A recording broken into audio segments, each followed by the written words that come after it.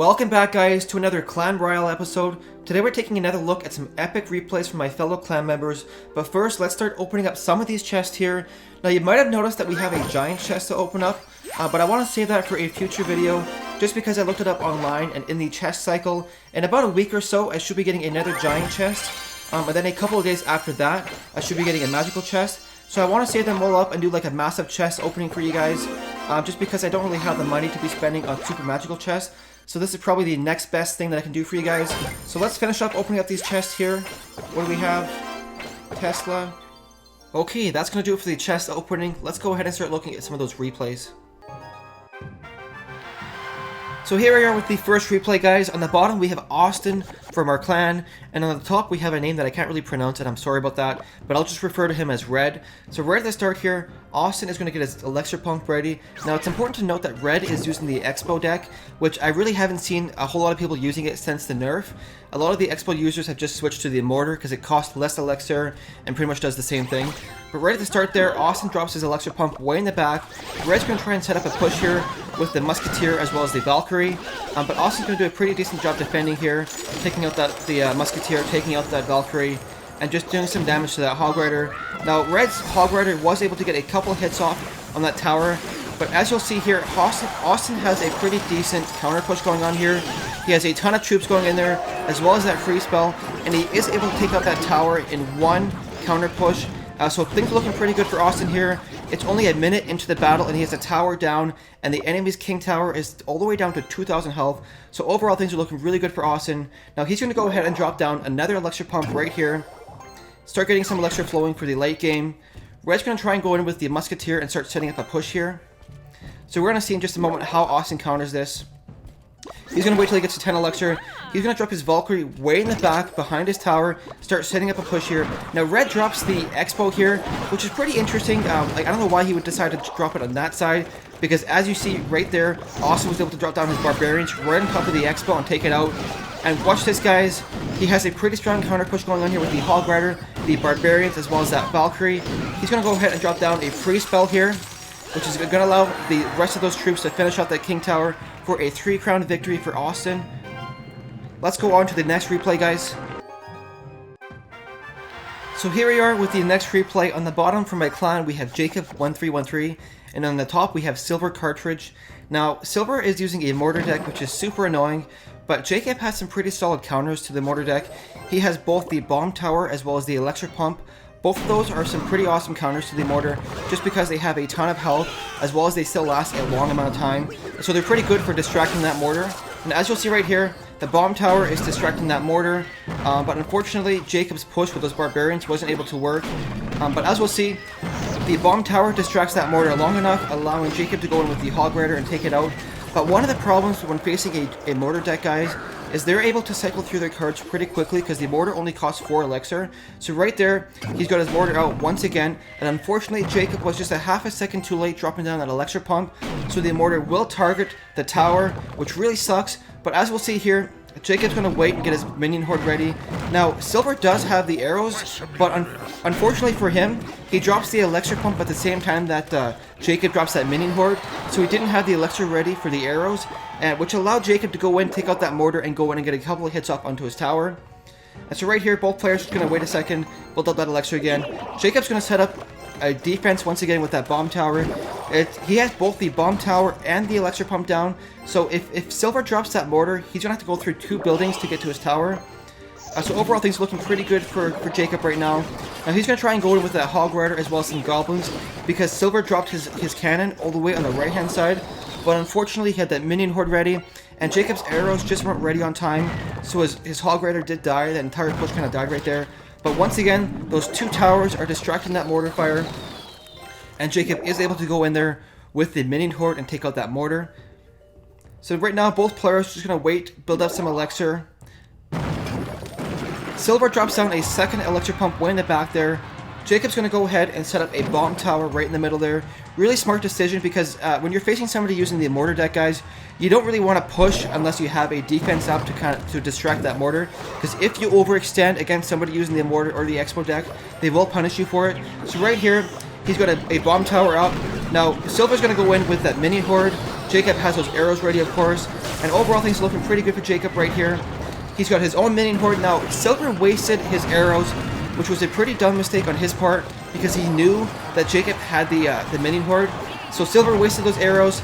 Jacob recognized that as an opportunity, so he was able to go in there with his minion horde and do some pretty solid damage to that tower there. Silver's tower is all the way down to 800 health right now. And once again, Silver wasted arrows. So Jacob's going to go in here with his Barbarians and his Hog Rider, take out that mortar, and now he's going to follow up with the minion horde because he knows Silver wasted his arrows. So right here, guys, the Hog Rider is able to go in there and get one hit off on that tower. Now, unfortunately, just by the time the minion horde reached that tower, he had his arrows ready. But Silver's tower is all the way down to 330 health, so things are looking really good for Jacob right here. Now, once again, he's going to go ahead and set up that bomb tower as a defense just to distract against that mortar fire. Now, Silver's going to set up that electric pump right in front, and he's probably going to try and turtle here for the last 30 seconds and just hold out for a draw. But as we're going to see here, Jacob is able to go through and push through this entire line of defense, get through that cannon, get through that electric pump, and those last two spear goblins there are going to bring that tower down to 19 health, so things are getting really close here. But there's only 20 seconds left. So right now he's got his minion horde going in there. Silver has the arrows ready, unfortunately. Hog Rider's going to go in there, but he's going to get distracted by that electric pump. So with 10 seconds left here, all he needs is one hit off by one goblin. With 5 seconds left, one spear goblin is able to go in there and get the last hit on that tower for a 1 crown victory for Jacob. Let's go ahead to the next replay, guys. So moving on to the next replay here, on the bottom we have T-Man98, who is in my clan. Now, what's interesting to note, guys, is T-Man is a level 7, and in this replay he's facing a level 10, so there is a 3-level difference between the guys here. That's pretty significant, and as you'll see, this is a pretty awesome replay. So right at the start here, Red's going to go ahead with a level 2 Princess as well as a level 4 P.E.K.K.A. T-Man's going to do a pretty good job defending this push here with a minion horde because Red just really overextended and his Princess was distracted by that electric pump, which allowed the minion horde to take out that P.E.K.K.A. pretty quickly. Now right here, that bomber is going to go in and take out that Princess. So overall, both of them are pretty even here. T-Man does have a little bit more elixir, so he won the elixir trade right there. But he doesn't want to overextend, guys, because if you overextend against somebody that's higher level than you, it's really hard to come back. So right here, he's just going to kind of delay for a minute and wait for his opponent to make the next move so that he can set up another counter defense. So right there, Red's going to try and go in with the Hog Rider as well as the Barbarians. T-Man drops his P.E.K.K.A., which is going to make some pretty quick work of that Hog Rider. But because Red's troop levels are so high, he is able, in those couple of hits, to get that tower down from full health all the way down to 1300 health. So overall, things aren't looking too great for T-Man right here. Now watch this, guys. He's got a P.E.K.K.A. going in there, but it's pretty easy to distract a P.E.K.K.A. by itself, so that P.E.K.K.A. wasn't really able to get much accomplished. And really, what T-Man so far in this battle has been focused on doing is just defending and trying to wait for an opening, wait for his opponent to overextend so that he can go in for the counter push. But right here, Red has a Hog Rider going in as well as that Princess. Now watch this, guys. That level 7 Hog is able to go in and finish off that tower in a couple of hits. So overall, things aren't looking too good for T-Man right here. His opponent has one tower down, and both of his towers are at full health. So really, things aren't looking good for T-Man. But we're going to see throughout this replay, guys, how much of an example this is as to why you guys never want to give up, even when there is a 3-level difference. So right here, we're at 60 seconds left. Now, both of Red's towers are at full health. So let's see what T-Man does here to try and come back. Red drops a full health level 4 P.E.K.K.A. in his zone. T-Man's going to go ahead and distract that with some goblins, as well as a minion horde and a prince there. Now watch this, guys. T-Man is able to defend here, but the P.E.K.K.A. still has half of his health left, so he's going to go ahead and drop down some goblins to distract that. And now watch this, guys. T-Man's going to go ahead and drop down a P.E.K.K.A. of his own, way at the bridge, with a bomber. Now unfortunately, that bomber kind of went in front of that P.E.K.K.A., which kind of sucks. But watch this, guys. We're at 20 seconds left, and once again, both of Red's towers are at full health. So 15 seconds left. This is one of the craziest comebacks I've ever seen, guys. He's got a P.E.K.K.A., a Prince, and some goblins going in there.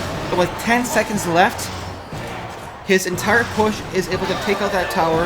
With 4 seconds left, he's able to even it up and to bring the game into overtime. And so right now, we're into sudden death. We're a minute left. Both players are down one tower. T-Man's going to set up a electric pump here as a defense to try and distract some troops here. Now watch this, guys. T-Man's going to set up some spear goblins. Red's gonna drop down a full health P.E.K.K.A. in his zone there. But watch this, guys. Watch this crazy counter push on the left-hand side. Team Ben's got a P.E.K.K.A, a Prince, and some Goblins going in there on the left-hand side. Red's gonna try his best with the Prince on the right-hand side. He's gonna want to avoid that 3-crown victory. He's gonna drop down some Barbarians to distract that push on the left-hand side. But with that Bomber and those Spirit Goblins, he's able to take care of those Barbarians pretty quickly. And watch this, guys. T-Man is able to win in overtime against a level 10. Really crazy battle there, guys. Anyways, let's go ahead to one final replay here. So here we are with the final replay, guys. Now on the bottom we have Hugin, who is in my clan. Now he is about 2,900 trophies right now, so this is some pretty high level gameplay right here. And now he is a level 9 here versus a level 10. And one thing I want to point out, guys, is just watch throughout this replay how much Hugin is able to dominate this battle, even though his opponent has the level advantage. So right here, Hugin's going to go in with his level 1 Princess. Now Red has a level 2 Princess as well as a level 2 Ice Wizard. He's going to go ahead and drop down a level 5 P.E.K.K.A. And we're going to watch, guys. Hugin is using probably one of the best defenses right now against the P.E.K.K.A, and that is the Inferno Tower. Now a lot of people right now are using P.E.K.K.As or Golems in their decks, so the Inferno Tower is almost a must-have for countering those decks. Because as you'll see throughout this replay, just watch how much that Inferno Tower, how much work it does and how much it is able to defend every single push that Red does. Now right here, Hugin was able to go in there with that Hog Rider and get some pretty solid damage done to his tower. That tower is all the way down to 440 health, and there is still 2 minutes left in this battle here. So overall, things are looking really good for Hugin. Now once again, that Inferno Tower is doing some pretty solid work, taking out that Ice Wizard there. Now once again, Hugin drops that Princess. Now he's going to try and defend that Princess with some Goblins here. Red's going to go in with the double Prince combo, both level 5 Princes. Really crazy. I did a video on the double Prince combo a couple days ago. Mine were only level 2 though, so seeing 2 level 5 Princes are pretty crazy. Now right there, that Inferno Tower and that Valkyrie did a pretty awesome job defending. And overall, Red's tower is down to 300 health, and Hugin pretty much hasn't taken any damage to any of his towers yet. So overall, things are looking really good. But both players right here are going to wait till they get to about 10 elixir before they start making plays again. Now right here, Red drops that Inferno Tower, unfortunately at the same time that Hugin dropped that Hog Rider. But the Hog Rider was able to do some pretty significant damage to that Inferno Tower. And the Hog Rider is only 4 elixir, whereas the Inferno Tower is 5. So being able to take it out with a Hog Rider is still an elixir trade for the win. But right here, watch this, guys. Watch this defense here with that Inferno Tower. Red has a level 5 Dark Prince, a level 5 P.E.K.K.A, a level 2 Ice Wizard. Now right there, guys, is one of the most clutch defenses in this game at the moment, and that is the defensive freeze. He's able to freeze all that stuff while the Inferno Tower just melts everything. Took out the Dark Prince, took out the P.E.K.K.A, took out that whole push, no problem, and the Inferno Tower is still alive. So overall, things are looking really good for Hugin here.